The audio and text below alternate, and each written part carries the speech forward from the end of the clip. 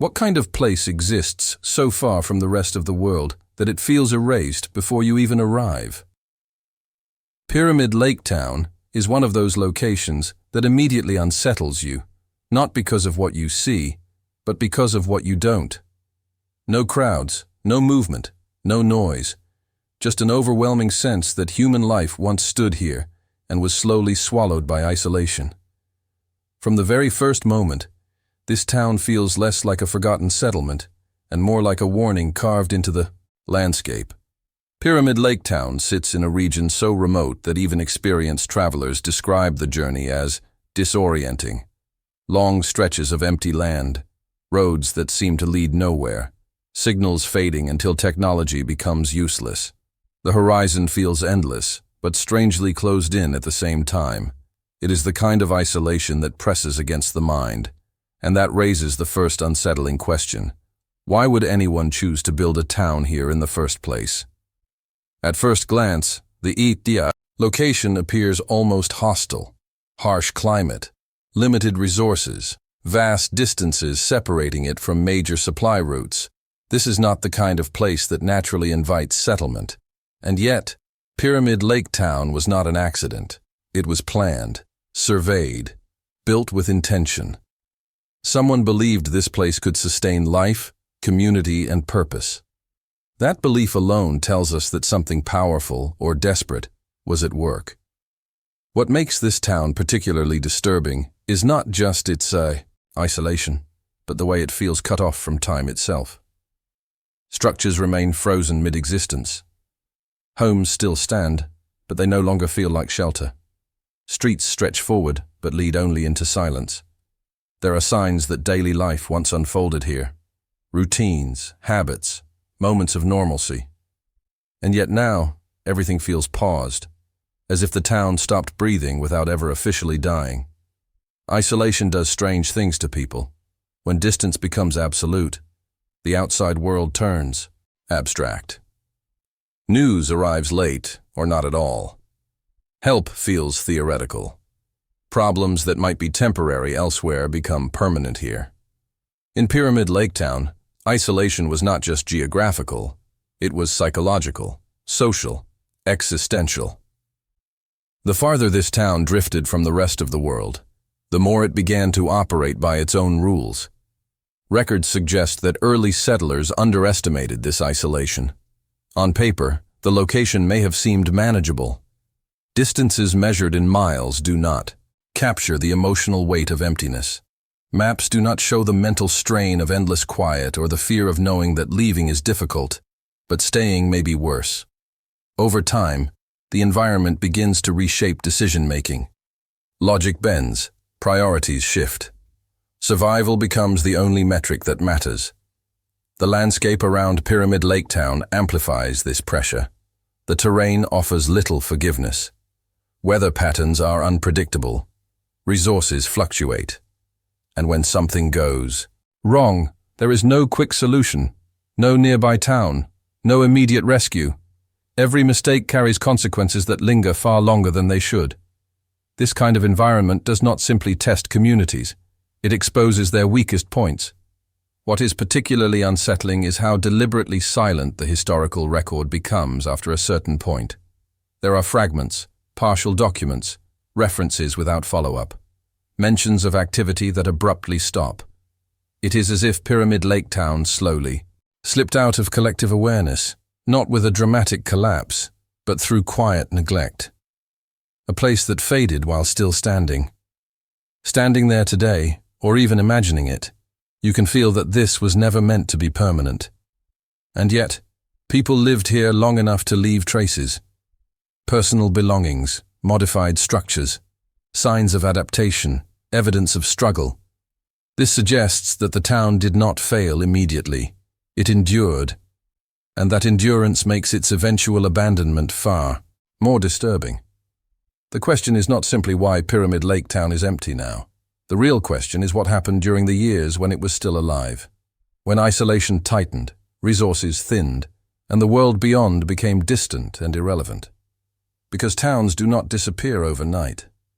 They unravel, slowly, quietly, and often invisibly. As we move deeper into this story, what becomes clear is that Pyramid Lake Town was shaped as much by human ambition as by environmental indifference. It stands as a place where confidence met reality, and reality did not bend. And what followed was not just abandonment, but a kind of erasure that still refuses to fully explain itself. If this story already feels unsettling, it's because places like Pyramid Lake Town are not just abandoned locations. They are unanswered questions left behind in the real world. What you are hearing so far is only the surface of a much deeper mystery, one that forces us to confront how isolation, human decisions, and silence can slowly erase entire communities. Before we go further, take a moment to reflect on what this place represents. If you're trying to understand what truly happened here, leave a comment sharing your first impression. Do you believe Pyramid Lake Town was doomed from the start, or do you think something specific pushed it past the point of return? Your perspective matters, because mysteries like this are shaped not only by facts, but by how we interpret the gaps between them. Make sure to like this video if you want more deep investigations into lost towns, forgotten places, and dark chapters of history that most people never question. And if you haven't subscribed yet, consider doing so now, because stories like this only get darker and more revealing as we move forward. The origins of Pyramid Lake Town are far less romantic than people might expect, and that is precisely what makes them disturbing. This was not a settlement born from legend or accident. It was a calculated decision, driven by economic optimism, strategic thinking, and a deep underestimation of the environment itself. Long before the town became a ghost, it existed as a promise on paper, a solution imagined by people who believed distance could be conquered by planning alone. Historical records indicate that Pyramid Lake Town emerged during a period when remote expansion was still viewed as progress. Governments, investors, and developers were actively encouraging settlement in isolated regions, convinced that technology, infrastructure, and determination could overcome geography. In this context, Pyramid Lake Town was marketed as an opportunity, a foothold in a harsh landscape that supposedly hid untapped potential. What that potential was supposed to be depended on who you asked. Some documents point to resource extraction. Others reference transportation routes, control of territory, or the establishment of a permanent human presence near Pyramid Lake itself. What is clear is that the town was never meant to be large. It was designed as a functional outpost, a place where workers lived, supplies moved through, and a small but stable community would form around a shared economic purpose. At least, that was the theory. The first settlers arrived with optimism tempered by caution. They knew the region was unforgiving, but they trusted the assurances given to them. Promises of steady work, promises of support, promises that the town would grow and connect them to the outside world. Early structures were practical, not decorative. Simple homes, utility buildings, storage facilities. Everything built with survival in mind, not comfort. Yet even in these early days, signs of strain appeared. Supply deliveries were inconsistent. Weather delayed construction. Communication with distant authorities was unreliable. Small problems accumulated quickly, and solutions arrived slowly. The settlers adapted because they had to. They rationed. They improvised. They learned to depend on one another in ways that people in connected towns never experience. Isolation, however, was already shaping the town's psychology. Being cut off does more than limit resources. It alters perception. Time stretches. News loses relevance. Authority feels distant and abstract. Decisions once guided by law or policy begin to be guided by necessity and proximity. In Pyramid Lake Town, this shift happened quietly, without any single moment marking the change. What makes the town's origin especially troubling is how little documentation survives from its formative years. There are gaps where records should exist, missing reports, incomplete logs, references to meetings and decisions with no outcomes recorded. This absence suggests either negligence or intentional omission. Either way, it leaves us with a fragmented understanding of how the town truly functioned in its early stages. As years passed, the original vision began to fracture. Economic. Expectations were not met. Whatever value the location was supposed to generate never fully materialized. Costs remained high. Returns stayed low. Support from outside institutions weakened as priorities shifted elsewhere. Pyramid Lake Town became less of an investment and more of a liability, even as people continued to live there. And that is where the story becomes darker. Because towns do not fail when people leave them. They fail when people are left behind, when commitments fade, when responsibility dissolves. When the outside world quietly decides that a place no longer matters enough to save. Pyramid Lake Town did not collapse because it was impossible to live there. It collapsed because those who depended on it were slowly forgotten. The settlers who remained did so out of necessity, stubbornness, or lack of alternatives. Leaving was expensive, dangerous, uncertain. Staying felt familiar, even as conditions worsened. Over time, this created a closed system, a community, bound together not by opportunity, but by isolation itself. And in such systems, small pressures can have outsized consequences. By the time Pyramid Lake Town realized it had been abandoned by the forces that created it, the damage was already done. Infrastructure had aged without proper maintenance. Supplies became scarcer. Morale eroded. The original purpose of the town blurred into routine survival, and without a clear reason to exist, the settlement began drifting towards something far more unstable. This origin story matters because it explains everything that followed. Pyramid Lake Town was not destroyed by a single disaster. It was shaped, weakened, and ultimately doomed by the conditions of its birth.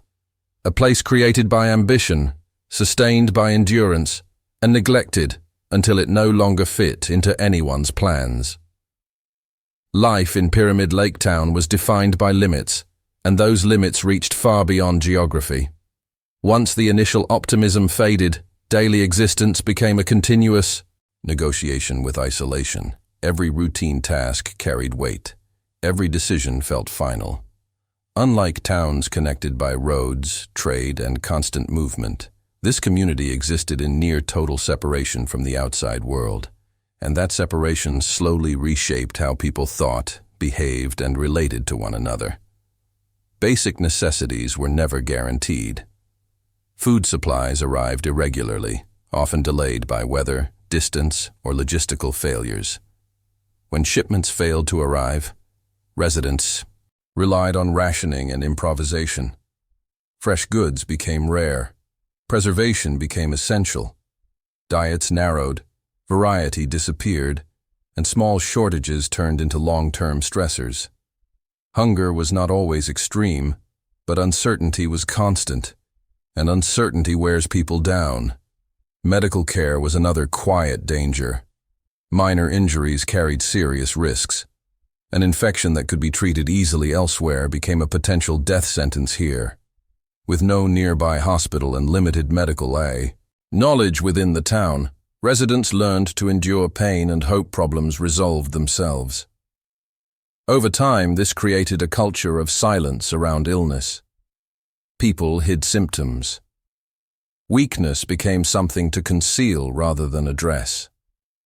The psychological toll of isolation was even heavier. Days blended together. Seasons lost their meaning when there were few events to mark time. News from the outside world arrived late, stripped of urgency.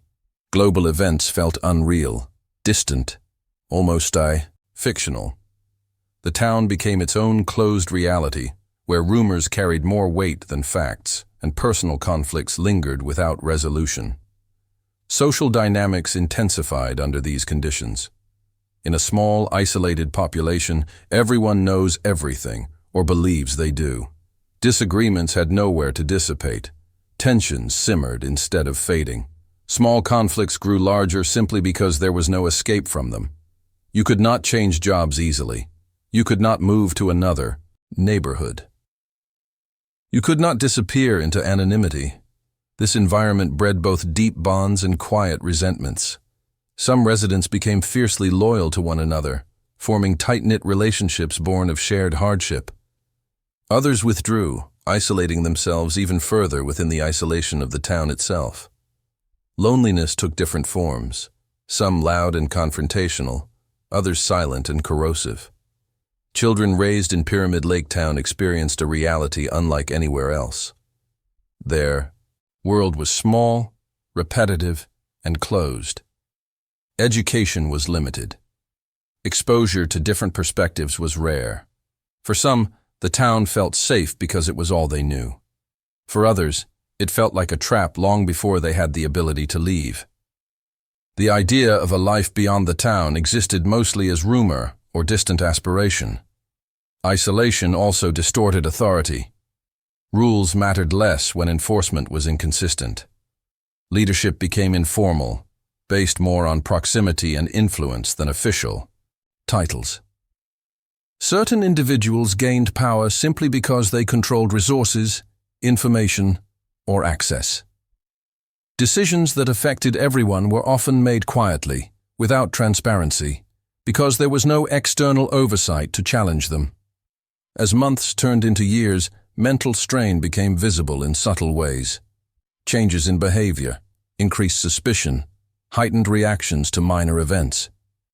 The town's isolation amplified fear, especially fear of the unknown. Strange noises at night, missing supplies, unexplained absences. In a connected world, these might be dismissed or quickly explained. Here, they became sources of anxiety that fed on themselves. What is most unsettling is that none of this happened suddenly. There was no single moment when life in Pyramid Lake Town crossed a clear line. Instead, isolation worked gradually, almost patiently. It reshaped expectations, lowered standards, and normalized conditions that would be unacceptable elsewhere. Survival replaced progress. Endurance replaced hope. By the time residents began to realize how deeply isolation had altered their lives, they were already trapped within it. Leaving required resources, confidence, and connections many no longer had. Staying felt safer, even as it became more dangerous. This was the paradox at the heart of Pyramid Lake Town, a place where isolation did not just surround the community, it became the community. As isolation deepened, Pyramid Lake Town entered a phase where tension no longer stayed beneath the surface. What had once been quiet endurance slowly transformed into visible fracture.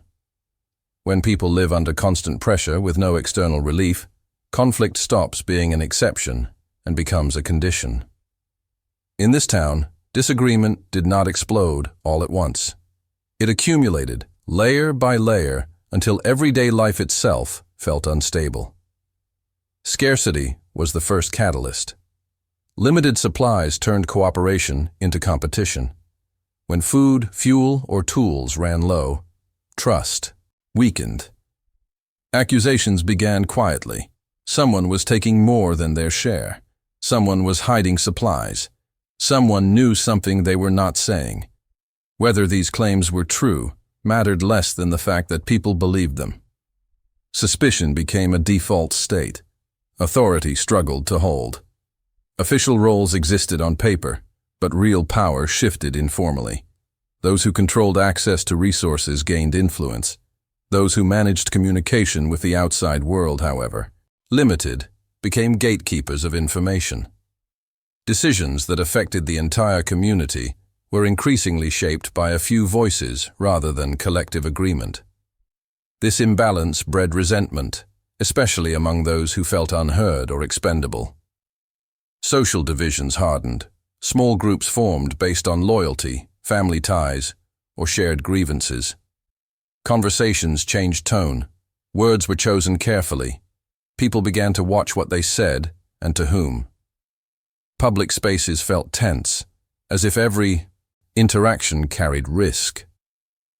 In private, fears were voiced more openly, but even then, trust was fragile. There were also signs of emotional exhaustion. Arguments erupted over minor issues. Old disputes resurfaced with renewed intensity. Long-standing relationships strained under the weight of unresolved stress. In an isolated environment, emotions have nowhere to go. Anger has no outlet. Frustration recirculates, growing sharper each time it returns. Reports from this period hint at incidents that were never fully explained. Altercations that ended abruptly in silence. Individuals who withdrew completely from communal life. People who were spoken about less and less, as if their absence had been quietly accepted without question. The lack of clear records only deepens the unease. Something was changing, and no one was documenting it carefully. Fear also took on a new shape.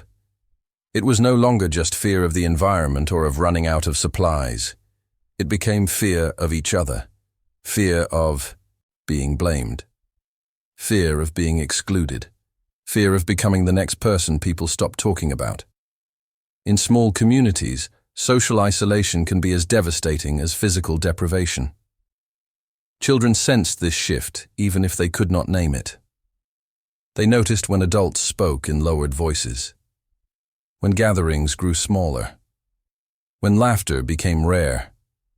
A town that once relied on collective survival instincts began to fracture internally, and those fractures were felt by everyone.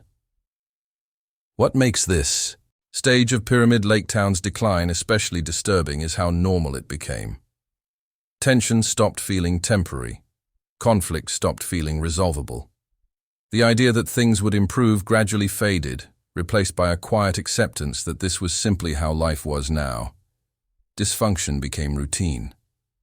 This is often the most dangerous moment in any isolated settlement, not when resources first dwindle, but when people stop believing in recovery.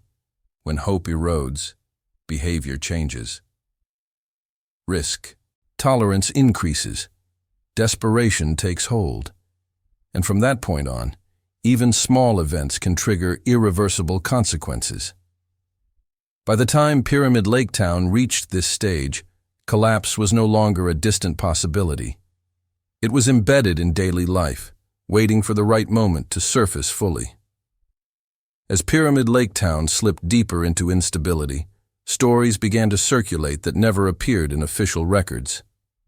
These were not dramatic legends at first. They were quiet observations, shared cautiously, often late at night or behind closed doors. Strange sounds carried across the empty stretches outside the settlement. Unexplained movements, objects misplaced, then found somewhere they should never have been. Individually, these incidents meant little. Together, they formed a pattern that unsettled even the most pragmatic residents. People started noticing that the town no longer behaved predictably. Lights appeared in buildings believed to be empty.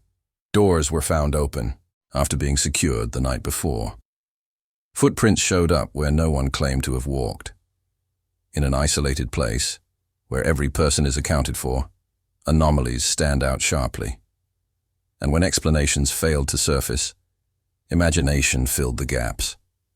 Some residents attributed these events to exhaustion and stress, lack of sleep, heightened nerves, the mind playing tricks in an environment stripped of distraction. Others were not so certain. They pointed to the lake itself, vast and silent, as if it were an observing presence rather than a backdrop. They spoke of echoes that did not behave like echoes, of sounds that carried intention rather than randomness. Animals reacted as well. Dogs refused to approach certain areas. Livestock became restless at night for no clear reason. Birds abandoned familiar nesting spots. These details were small, easy to dismiss, yet they added to the sense that something in the environment had shifted. In places of isolation, people often trust patterns more than explanations. And the patterns here were growing harder to ignore.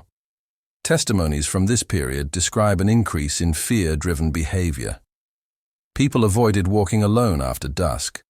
Night watches became informal but frequent. Conversations circled the same questions repeatedly: what was happening, who was responsible, and whether it was safe to stay. No one had clear answers, and that uncertainty amplified every unexplained event. There were also reports of missing items that mattered more than they should have. Tools, food, personal belongings, objects tied closely to survival. Theft was suspected, but accusations were dangerous in a community already strained by distrust. Confrontation risked escalation. Silence felt safer, even as it allowed paranoia to grow unchecked. One of the most troubling aspects of these accounts is how inconsistent they are. Different people remembered different details. Timelines did not always align. Some swore certain events happened repeatedly. Others insisted they occurred only once. This inconsistency has led later researchers to dismiss the stories entirely. But inconsistency is often the hallmark of lived fear, not fabrication. What cannot be ignored is the psychological effect these events had. Sleep deprivation increased. Anxiety became constant. Decision-making suffered. People began interpreting neutral events as threats. The town's fragile social fabric frayed further as fear replaced trust. In isolation, fear is contagious. It spreads quietly, shaping behavior long before it is acknowledged. Importantly, no single incident explains the town's unraveling. There was no confirmed attack, no documented disaster. Just a steady accumulation of unease that made daily life feel increasingly unsafe. And when people feel unsafe where they live, their relationship with that place changes fundamentally. By the time these strange occurrences became part of everyday conversation, Pyramid Lake Town was no longer just struggling economically or socially. It was psychologically destabilized. Residents were not simply trying to survive the environment anymore. They were trying to survive their own fear of it. And it was in this atmosphere of uncertainty and growing dread that the town approached the moment when everything finally began to fall apart. The collapse of Pyramid Lake Town did not arrive with a single dramatic event. There was no explosion, no official evacuation order, no clear moment, when everyone understood that the end had begun. Instead, the town crossed a threshold quietly, almost imperceptibly, when survival stopped feeling difficult and started feeling impossible. The first signs were practical. Systems that had barely held together finally failed. Supply deliveries stopped arriving altogether, not delayed, not reduced, simply absent. Whether routes were abandoned, funding was cut, or communication broke down is still unclear. What mattered was the result. Storage. Rooms emptied. Backup plans ran out. Rationing shifted from precaution to necessity, and then from necessity to desperation. Infrastructure followed. Equipment broke and stayed broken. Repairs that once felt urgent were no longer attempted because the materials were gone, or the people who knew how to fix them had already left. Heating systems failed during colder periods. Power became intermittent. Darkness stretched longer each night, and with it came a deeper sense of vulnerability. People began leaving in small numbers, not openly, not ceremonially, one family at a time, one individual after another. Some announced their departure. Others simply vanished from daily routines. Their homes remained, doors closed, belongings left behind, suggesting haste rather than planning. Each departure made staying harder for those who remained. The social fabric unraveled faster once departures began. With fewer people, responsibilities increased for those left behind. Workloads doubled. Surveillance became harder. Fear intensified because there were fewer witnesses, fewer voices to challenge rumors or provide reassurance. The town shrank, but the pressure did not. There are accounts of moments when residents gathered to discuss whether to abandon the settlement entirely. These meetings, if they occurred, were informal and poorly documented. What is clear is that consensus was impossible. Some believed leaving meant certain death in the surrounding wilderness. Others believed staying guaranteed it. In that stalemate, people chose individually, and individual choices accelerated collective collapse. At some point, Pyramid Lake Town crossed into a state where it no longer functioned as a community. It became a cluster of isolated individuals, occupying the same physical space without shared purpose or trust. When that happens, a town is already dead, even if people are still breathing within it. The lake itself became a focal point during this period, not because of any confirmed event, but because it symbolized both escape and threat. Water promised life, but also danger. Some believed routes along the shoreline offered a way out. Others avoided it entirely, convinced it was responsible for the town's misfortune. These beliefs mattered because they guided decisions in moments when rational options were exhausted. Eventually, the remaining residents reached a breaking point. Whether triggered by a final shortage, an act of violence, or simply collective exhaustion is unknown. What we do know is that after this point, activity dropped sharply. Fires stopped burning, maintenance ceased, signs of daily life vanished. Pyramid Lake Town did not announce its death. It simply stopped trying to live. And once that happened, abandonment was no longer a choice. It was the only outcome left. What followed the collapse of Pyramid Lake Town was not an orderly departure, but a disappearance. The population did not leave together. There was no final convoy, no official closure, no record marking the last day of occupation.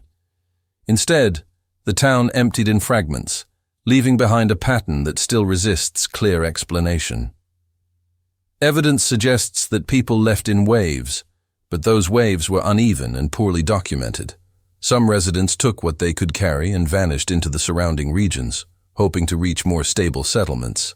Others appear to have left suddenly, abandoning personal belongings that would normally be considered essential. Clothing remained in closets. Tools lay where they were last used. Meals were interrupted and never finished. These details suggest urgency, fear, or both. More troubling are the individuals who were never accounted for. Names appear in early population records that do not reappear elsewhere. No confirmed resettlement, no death certificates, no documented migration. In isolated communities, this absence is particularly striking. When populations are small, every person matters, and every loss should be noticed. Yet here some simply vanish from the historical trail. The lack of clear timelines complicates everything. Dates overlap. Accounts contradict one another. One source claims certain families left early. Another places them there months later. Some testimonies insist that people remained long after official support ended. Others argue the town emptied almost immediately once supplies stopped. These contradictions make it impossible to reconstruct a single narrative. What remains consistent is the sense that departure was dangerous. The surrounding environment offered few safe routes. Travel required preparation, resources, and luck. Leaving without support meant risking exposure, dehydration, and getting lost in vast, unforgiving terrain. For some, staying in the town, even as it decayed, may have felt safer than stepping into the unknown. There are also persistent rumors of people who never left at all. Individuals who stayed behind, either by choice or circumstance, long after the town was effectively abandoned. Later visitors have reported signs of temporary shelter, fire pits, rearranged debris, evidence that someone returned or never fully departed. These claims are difficult to verify, but they refuse to disappear. What makes the population's disappearance especially unsettling is the absence of closure. No mass graves, no confirmed tragedy, no official investigation. The town simply fades out of the record, as if it slipped between categories of concern, too small to matter, too remote to monitor, too inconvenient to fully explain. In the end, Pyramid Lake Town did not just lose its people, it lost its story. And when stories vanish, speculation fills the space. This is why theories thrive here, because something happened that no one properly recorded, and the silence left behind is louder than any confirmed fact. Today, Pyramid Lake Town exists in a state that feels deliberately unfinished, as if abandonment itself was, interrupted mid-action. The buildings still stand, but they do not feel preserved. They feel paused. Walls lean slightly inward. Roofs sag under years of neglect. Windows stare outward without glass, framing a landscape that has slowly reclaimed what was once forced into order. The silence here is not peaceful. It is heavy, charged, and persistent. Walking through the remains of the town, the most unsettling detail is how recognizable everything still is. Streets are clearly defined. Doorways remain intact. Interior spaces can be identified as kitchens, bedrooms, storage rooms. This is not a place erased by time or catastrophe. It is a place that was left behind intact, as if the people who lived here expected to return, or believed they would not be gone long. Personal traces linger everywhere. Rusted tools lie where they were last placed. Furniture sits in unnatural positions, moved hastily, then abandoned.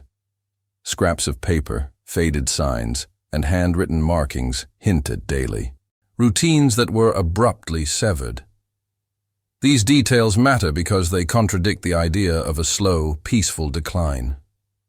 Something interrupted life here before it could be neatly dismantled. Nature has advanced unevenly.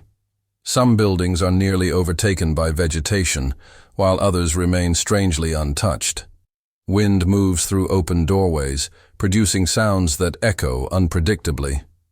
At certain hours, the town feels almost occupied, not by people, but by absence itself. Visitors often report a sense of being watched, not in a supernatural sense, but in the deeply human discomfort of standing where others once stood and vanished. The lake dominates the atmosphere. Its surface reflects the sky with unsettling clarity, amplifying the sense of isolation. There are no boats, no docks in use, no signs of sustained interaction with the water anymore. Yet everything about the town's layout suggests the lake was central to its existence.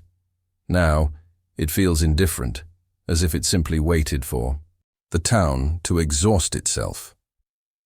Modern attempts to document Pyramid Lake Town are limited. The location's remoteness discourages tourism.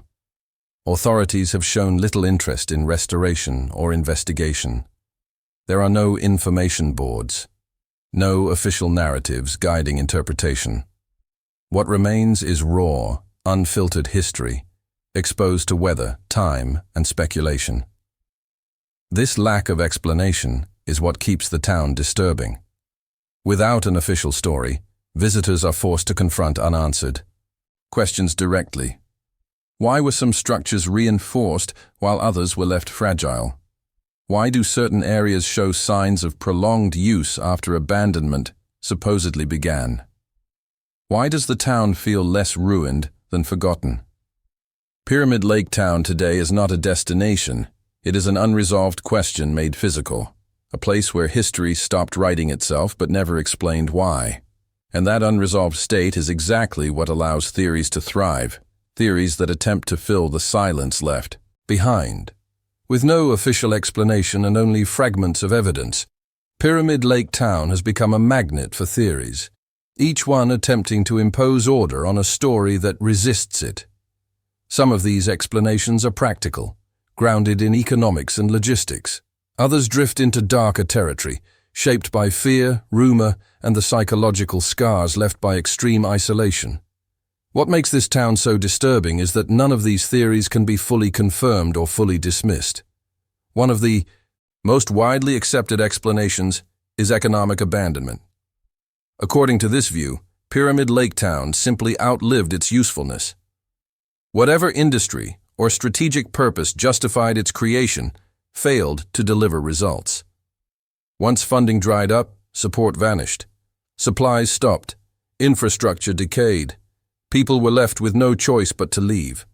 This theory explains much, but not everything. It does not account for the suddenness suggested by abandoned belongings, nor the individuals who disappeared without trace.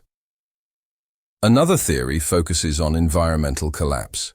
Changes in the lake itself, shifts in water levels, contamination, or the depletion of surrounding resources may have made the town unlivable faster than expected. In isolated environments, even small ecological changes can trigger cascading failure. Yet here again, evidence is incomplete. There are no definitive records of a single environmental event severe enough to force mass departure.